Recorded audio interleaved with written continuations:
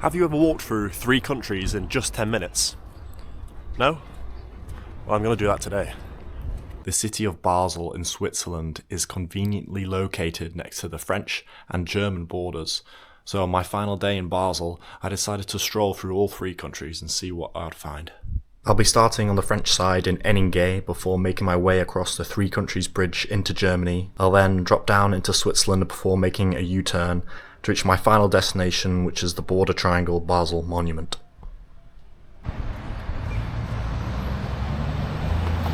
We're currently in the French town of Enninge, which is the French border town to Germany and Switzerland.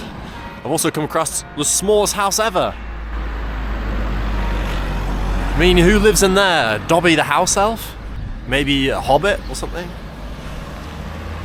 Poor old Dobby's not going to get any sleep living in there. It's on a bloody roundabout. He's going to be up all night and all morning, listening to the sound of the cars going past. He needs to go back to living with Harry.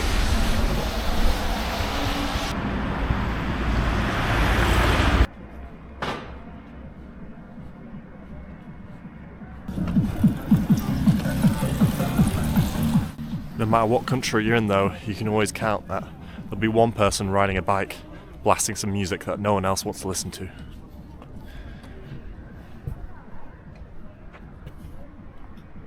The monument behind me is in memory of Jean-Charles Abatucci, a French commander during the French Revolutionary Wars who died defending Enninge from the Austrian forces. To be fair, it's a really nice square as well. Very big, very spacious, and a fairly small town. A nice town hall as well. I presume that's the town hall.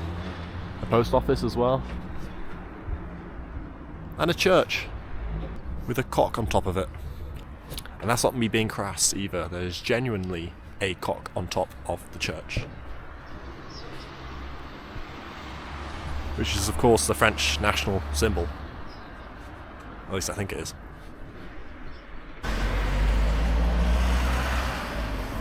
On reflection, I don't know if that is a church or more of a historical landmark. As I passed the church earlier, and I'm not sure they'd have 2 so close in proximity to each other.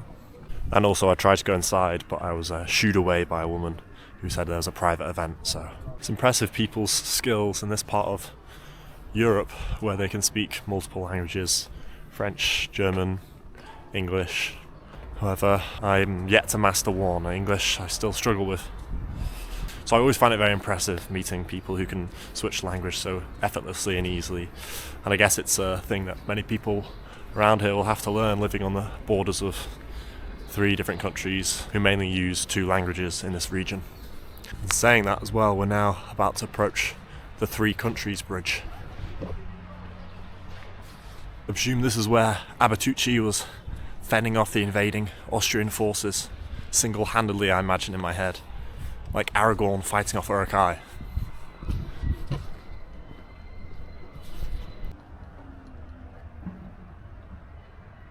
So in French it's called Passerelle de Trois Pays. Very nice, very relaxing. But in German, Dreilandbrücke. So much nicer in French, come on.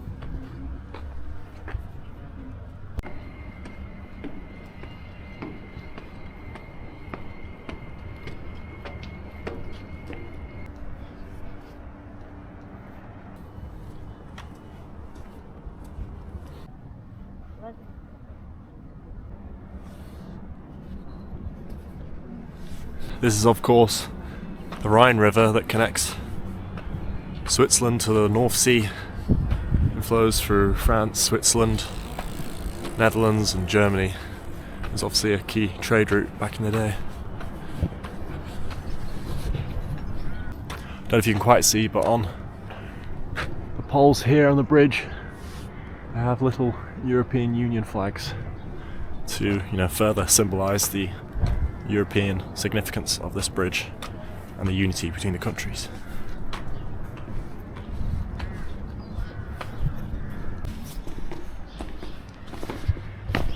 And just like that, we're in Germany. That was pretty seamless. No passport control on the bridge. However, as soon as I entered Germany and crossed that bridge, it started to rain. I don't know if that's a bad sign or some omen.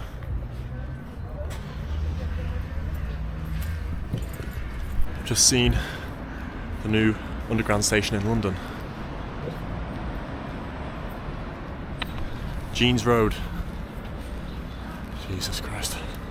Imagine if there's a clothing outlet in the UK themed on the Berlin Underground. That's how strange this is.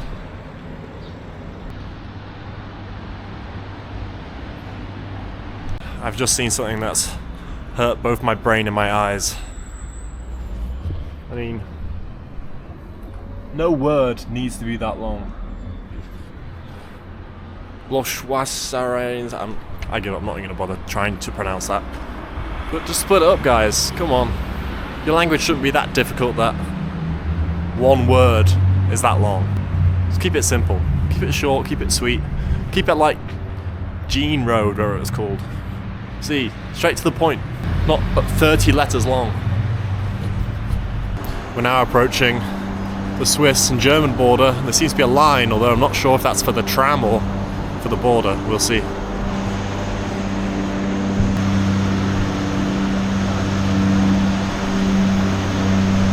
Just like that, we're in Switzerland. That was easy. No passport control there either. Let's see if we can make it to this landmark.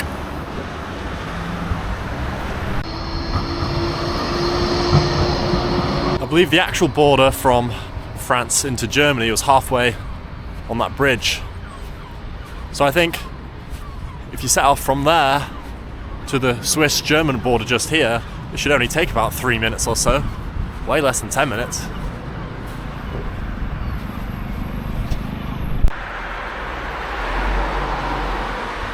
It's the first ever Scientology advert I've ever seen in my life.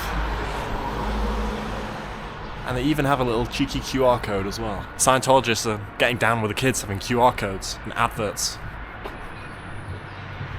What's next? A TikTok account posting memes and compilations of epic Scientology moments?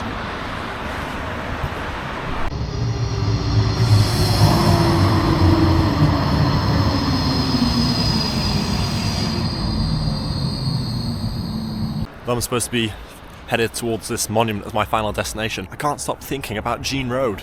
Was the owner of the shop an avid enthusiast of the London Underground? He always wanted his own station and he wanted his own jean shop, so he merged the two. What was that meeting like when the owners decided that they'd name it Jean Road and theme it after the London Underground? Like, did anyone try to talk the boss out of it and say, "Boss, I love the name Jean Road, amazing, but what's the context and relevance to road? Makes no real sense, boss. I love the name though, great name, just not really relevant. Also the underground theme, what, like, why?"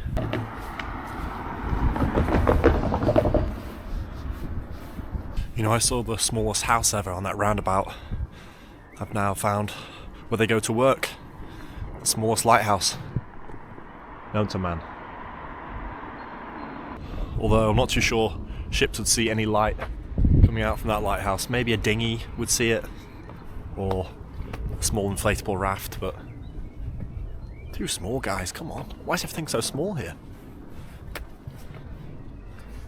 To be fair, I'm joking about the name of Jean Road, but it has captured my imagination and stayed with me long after I've walked past it, so maybe it's worked, you know? Maybe they just thought, let's do something random, let's, I don't know, sell jeans and have it themed on the London Underground. That'll capture people's imaginations, and it has with me. It's my new favourite road now. Move over Abbey Road, here comes Jean Road. I'll happily work in the Jean Road shop in London if there was one. Maybe we could branch out. I Google translated Jean Road into German, and it's Johnstrasse, which isn't too bad. I was expecting something worse. They could have ran with the German name, but instead they chose the English version, which makes sense given the writing like this. I'm not sure if German could be the international language that English is.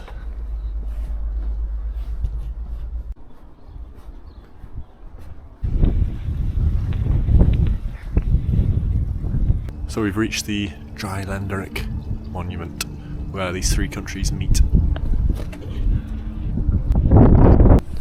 The monument points to the locations of the three different countries. See, it points to Switzerland on that side, Germany over there, and then across the Rhine you have the French side.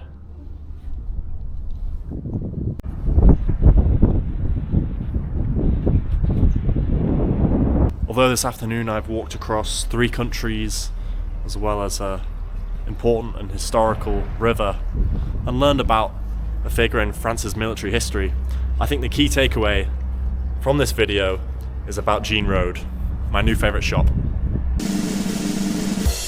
Cheese Road.